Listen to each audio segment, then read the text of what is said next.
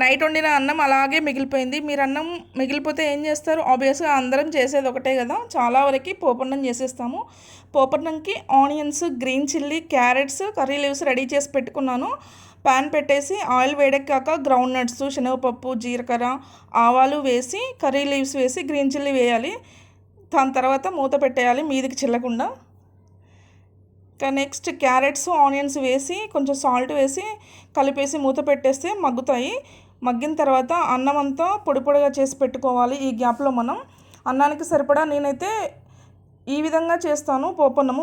ఇవి వెల్లుల్లిపాయలు ఉంటాయి కదండి, సరిపడా వెల్లుల్లి పొట్టు తీసి గ్రైండ్ చేసి పోపులో వేసేసి కలిపేసేయాలి. తర్వాత అన్నం వేసి పసుపు వేసి కలపాలి. కలిపిన తర్వాత ఈ టైంలో మనం సాల్ట్ టేస్ట్ చూసుకోవాలి సరిపోయిందా లేదా అని.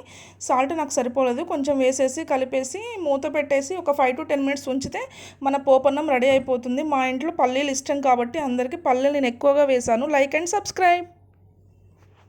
మీరు ఎలా చేస్తారో కామెంట్ చేయండి. Thank you.